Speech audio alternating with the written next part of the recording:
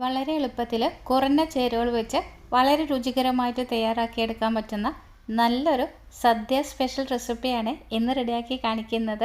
എല്ലാവർക്കും ഇഷ്ടപ്പെടുന്ന ഓലൻ്റെ റെസിപ്പിയാണിത്. ഒന്ന് രണ്ട് കാര്യങ്ങൾ ശ്രദ്ധിച്ചാൽ നമുക്ക് സദ്യയിൽ വിളമ്പുന്ന അതേ രുചിയോടുകൂടി തന്നെ ഓലൻ വീട്ടിലും റെഡിയാക്കിയെടുക്കാൻ പറ്റും. ഇതിനു വേണ്ടിയിട്ടുള്ള വൻപയർ നമ്മൾ വാങ്ങുമ്പോൾ നല്ല ബ്രൗൺ കളറായിട്ടുള്ള വൻപയർ നോക്കി എടുക്കണം കേട്ടോ. വെള്ള കളറുള്ളത് വാങ്ങുകയാണെങ്കിൽ ഓലന് യാതൊരു ടേസ്റ്റും മണവും രുചിയും ഒക്കെ കുറവായിരിക്കും. ഇതിനു വേണ്ടിയിട്ട് 1/2 കപ്പ് അളവിൽ വൻപയർ എടുത്തിട്ടുണ്ട്.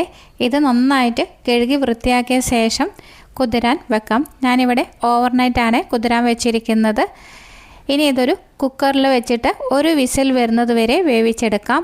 ഇപ്പോൾ ഞാനിതിലേക്ക് ഉപ്പോ ഒന്നും ചേർക്കുന്നില്ല കേട്ടോ. ഇതിലേക്ക് ഒരു 1.25 കപ്പ് വെള്ളം ഒഴിച്ചിട്ടാണ് ഇത് വേവിക്കാൻ വെച്ചിരിക്കുന്നത്. ഒരു വിസിൽ വരുന്നത് വരെ വേവിച്ചെടുക്കാം.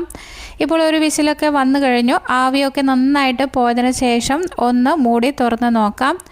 ഇനി ഇതിലേക്ക് കുമ്പളങ്ങ കഷ്ണങ്ങളാണ് ഇട്ട് കൊടുത്തിരിക്കുന്നത്. ഇതിലേക്ക് എരിവിന് ആവശ്യമായിട്ട് 5 പച്ചമുളകാണ് ഞാനിതിൽ ചേർത്തിരിക്കുന്നത്. കുറച്ച് കറിവേപ്പില കൂടി ഞെരടിയിട്ട് ഇട്ട് കൊടുക്കാം. പാകത്തിനുള്ള ഉപ്പ് ചേർത്ത് കൊടുത്ത് നന്നായിട്ടൊന്ന് ഇളക്കി യോജിപ്പിച്ചെടുക്കാം. എപ്പോഴും പയറിനേക്കാളും കൂടുതലായിട്ട് കഷ്ണങ്ങൾ വേണം കേട്ടോ. പയർ ഒരിക്കലും മുന്നിട്ട് നിൽക്കരുത്, അപ്പോൾ അത് പയർ കറിയായി പോവും. ഇനി ഇതും ഒരു വിസിൽ വരുന്നത് വരെ വേവിച്ചെടുക്കാം. ഇപ്പോൾ ഒരു വിസിൽ വന്നു കഴിഞ്ഞു. ആവിയൊക്കെ പോയതിന് ശേഷം ഒന്ന് തുറന്ന് നോക്കി നന്നായിട്ടൊന്ന് ഇളക്കിയെടുക്കാം.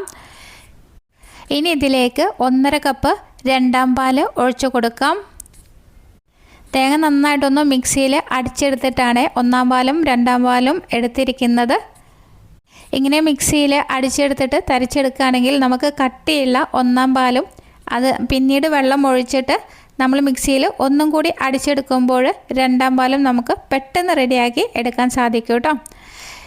ഇനി ഈ 2-ാം പാലിൽ കടന്ന് ഇത് നന്നായിട്ട് വെന്ത് കുറുകി വരണം കേട്ടോ. അപ്പോൾ കളറൊക്കെ നന്നായിട്ട് മാറി വരും. തീ ഒരു മീഡിയം ഫ്ലെയിമിൽ വെച്ച് കൊടുത്തിട്ട് വേണം ഇങ്ങനെ കുറുക്കിയെടുക്കാൻ. ഇപ്പോൾ ഇതിൻ്റെ ചാറൊക്കെ നന്നായിട്ട് കുറുകി വന്നിട്ടുണ്ട്. ഈ അവസരത്തിൽ ഇതിലേക്ക് 1-ാം പാൽ ഒഴിച്ചു കൊടുക്കാം. 1/4 കപ്പ് 1-ാം പാലാണ് ഒഴിച്ചിരിക്കുന്നത്. എന്നിട്ട് നന്നായിട്ട് ഇളക്കി കൊടുക്കാം. ഈ ടൈമിൽ തീ ഒരു ലോ ഫ്ലെയിമിൽ ഇട്ട് കൊടുത്താൽ മതി കേട്ടോ. 1-ാം പാൽ ഒഴിച്ചതിന് ശേഷം ഇത് തിളയ്ക്കാൻ പാടില്ല. ഇതിലേക്ക് കറിവേപ്പില ഒന്ന് ഞെരടിയിട്ട് ഇട്ട് കൊടുക്കാം. അതിനുശേഷം 1 ടേബിൾ സ്പൂണ് പച്ച വെളിച്ചെണ്ണ ഒഴിച്ചു കൊടുക്കാം. എന്നിട്ട് നന്നായിട്ടൊന്ന് ഇളക്കിയെടുക്കാം. 2-ാം പാൽ ഒഴിച്ചു കൊടുത്തിട്ട് നമ്മൾ വേവിച്ചെടുക്കുമ്പോൾ മൂടി വെക്കരുത് കേട്ടോ. മൂടി വെക്കാതെ വേണം ഇത് കുറുക്കിയെടുക്കാൻ, അല്ലെങ്കിൽ ചിലപ്പോൾ പാൽ പിരിഞ്ഞു പോകാനുള്ള സാധ്യതയുണ്ട്. അങ്ങനെ നമ്മുടെ ടേസ്റ്റി ആയിട്ടുള്ള സദ്യ ഓലൻ വളരെ പെട്ടെന്ന് തന്നെ റെഡിയായി കഴിഞ്ഞിട്ടുണ്ട്. ഈ ഒരു റെസിപ്പി നിങ്ങൾക്ക് ഇഷ്ടപ്പെടുകയാണെങ്കിൽ ലൈക്ക് ചെയ്യാനും നിങ്ങളുടെ ഫ്രണ്ട്സിനും റിലേറ്റീവ്സിനൊക്കെ ഷെയർ ചെയ്ത് കൊടുക്കാനും മറക്കരുത്. പുതുതായി ഏതെങ്കിലും കൂട്ടുകാർ ചാനൽ കാണുന്നുണ്ടെങ്കിൽ ചാനലിനെ സപ്പോർട്ട് ചെയ്ത് സബ് ചെയ്യാനും കൂടി മറന്നു പോകരുത്.